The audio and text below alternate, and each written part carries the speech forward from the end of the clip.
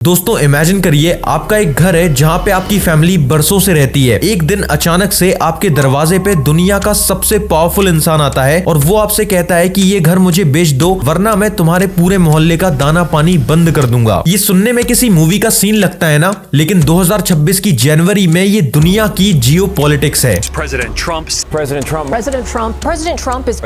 plan to take Greenland. President Trump saying, quote, there is no going back. You'll find out. We have a lot of meetings scheduled on Greenland. I'm leaving tonight, as you know, Davos. Increasing tensions. Looming war in the Arctic is a massive military buildup. What happens in the Arctic Circle could have far-reaching implications for us all. US के president Donald Trump ने Europe के ऊपर 25% का tariff लगा दिया है तब तक के लिए जब तक डेनमार्क ग्रीनलैंड को अमेरिका को बेच नहीं देता। लेकिन डेनमार्क ने ग्रीनलैंड को बेचने से साफ इनकार कर दिया है, ये बोल के कि Greenland is not for sale. लेकिन इसके ऊपर डोनाल्ड ट्रंप का कहना है कि we will do it the easy way और the hard way. The Trump imperialism train does not stop at Greenland. President Donald Trump has lashed out against Britain. He has accused the UK of committing an act of total weakness and great stupidity. एक बर्फ से ढकी हुई जगह जहाँ पे केवल 57,000 लोग रहते हैं, उस एक जगह के लिए अमेरिका पूरी दुनिया से दुश्मनी क्यों ले रहा है? क्या ये केवल एक रियल एस्टेट डील है या फिर इसके पीछे एक सीक्रेट डॉसियर है जिसके बारे में आपको कोई नहीं बता रहा? चलिए आज आपको बताते हैं ग्रीनलैंड की पूरी मिस्ट्री, क्यों इसके पीछे डोनाल्ड ट्रंप पागलों की तरह पड़े हुए हैं और क्यों रशिया और यूरोप इसको अमेरिका के पास जाने नहीं देना चाहता। सबसे पहला सवाल, अमेरिका को ग्रीनलैंड क्यों चाहिए? वेल, इसका जवाब बर्फ के नीचे दबे हुए खजाने में है। क्लाइमेट चेंज की वजह से आर्कटिक की बर्फ बहुत ही तेजी से पिघल रही है और जैसे जैसे ये बर्फ हट रही है दुनिया के सामने आ रहा है एक खजाना, क्रिटिकल मिनरल्स। ग्रीनलैंड में दुनिया का सबसे बड़ा रेयर अर्थ मेटल का भंडार हो सकता है। ये वो मेटल है जो आपके आईफोन, ईवी बैटरीज और यूएस के सबसे एडवांस F-35 फाइटर जेट्स को बनाने के काम आते हैं। अभी इस पूरे मार्केट के ऊपर 90% कंट्रोल चाइना का है, लेकिन अमेरिका चाहता है कि वो अपनी इस डिपेंडेंसी को चाइना के ऊपर से खत्म कर दे और खुद इसका एक सोर्स बन जाए। दूसरा रीजन है oil and gas. President Trump is renewing calls for the U.S. to acquire Greenland.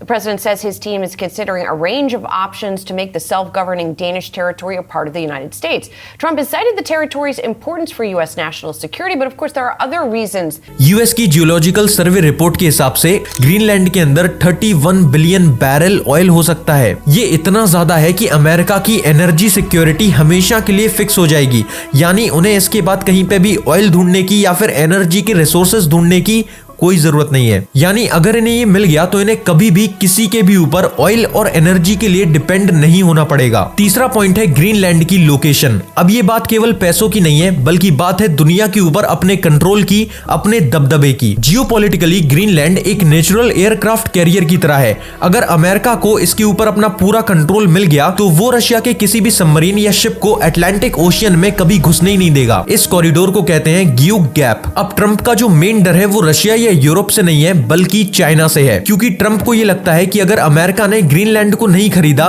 तो चाइना यहाँ पे इंफ्रास्ट्रक्चर के नाम पे अपने पैर जमाना शुरू कर देगा। 2025 में चाइना ने ग्रीनलैंड में एक एयरपोर्ट बनाने की कोशिश की थी जिसे यूएस ने प्रेशर डाल के रुकवाया था। इसीलिए डोनाल्ड ट्रंप की पॉलिसी सिंपल है, या तो ग्रीनलैंड मेरा होगा या फिर किसी का नहीं। अब बात करते हैं 2026 की करंट सिचुएशन की। हाल ही में ग्रीनलैंड की फॉरेन मिनिस्टर विवान मोट्सफेडल्ट वॉशिंगटन गई थी। वहां पे अमेरिकन गवर्नमेंट ने उन्हें फाइनेंशियल इंसेंटिव ऑफर किए, यानी अमेरिका की सरकार ने कहा कि हम ग्रीनलैंड के हर एक नागरिक को $10,000 से लेके $1,00,000 तक कैश पेमेंट करेंगे। ये एक तरीके की बाइंग द पीपल स्ट्रैटेजी है। अमेरिका ग्रीनलैंड के लोगों को अपनी तरफ लाना चाहता है ताकि वो उनसे उनकी जमीन खरीद ले, तो उसे डेनमार्क के पास नहीं जाना पड़ेगा ग्रीनलैंड को खरीदने के लिए। ग्रीनलैंड के लोग खुद अपनी जमीन अमेरिका की गवर्नमेंट को बेचेंगे। लेकिन इस बात से डेनमार्क और यूरोप की सारी कंट्रीज बहुत ही ज्यादा नाराज हैं। इनफैक्ट यूरोप की 8 कंट्रीज ने ग्रीनलैंड में अपनी मिलिट्री तक भेज दी है, ये शो करने के लिए कि हम ग्रीनलैंड को यूएस का हिस्सा कभी नहीं बनने देंगे। लेकिन डोनाल्ड ट्रंप ने खुद ट्रुथ सोशल के ऊपर ये लिखा,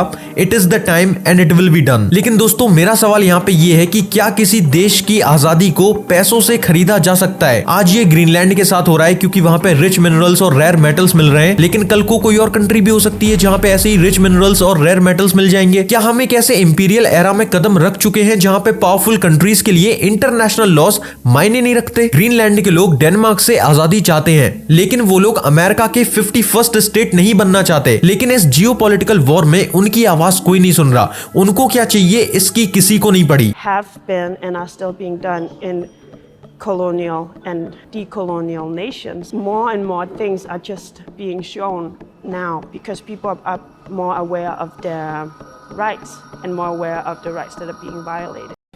Must be our closest friends and like-minded nations.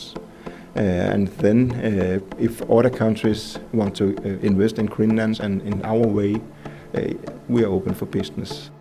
So as we Icelandic people who haven't realized how powerful we can be, how much is like, I don't know how small Denmark is without Greenland. It's like it's just a tiny country if they didn't have us. We should be more aware of it and be more proud of it and realize how powerful we can actually be in the future. आपको क्या लगता है, क्या America Greenland को हथिया पाएगा? क्या Denmark और यूरोप और रशिया अमेरिका से ग्रीनलैंड के लिए फाइट करेंगे? और सबसे इंपॉर्टेंट सवाल, ग्रीनलैंड के लोगों का क्या होगा? आप इसके ऊपर अपनी राय मुझे कमेंट करके बताइए। वीडियो अगर पसंद आई हो तो इसे लाइक कीजिए और अपने फ्रेंड्स के साथ शेयर कीजिए जिन्हें इस टॉपिक के बारे में कोई आइडिया नहीं है, कोई नॉलेज नहीं है। और आप मेरे चैनल को सब्सक्राइब भी कर सकते हैं और भी ऐसी इंटरेस्टिंग वीडियोस के लिए। मैंने एक नॉर्थ कोरियन लड़की के ऊपर भी वीडियो बनाया है जिसने नॉर्थ कोरिया से एस्केप किया था, वो भी केवल 15 साल की उम्र में। उसे आप मेरे चैनल पे जाके देख सकते हो। ओशो की वीडियो भी अवेलेबल है जिसको मैंने एक फुल डॉक्यूमेंट्री स्टाइल में बनाया है। आप वो वीडियो भी जरूर चेकआउट करना।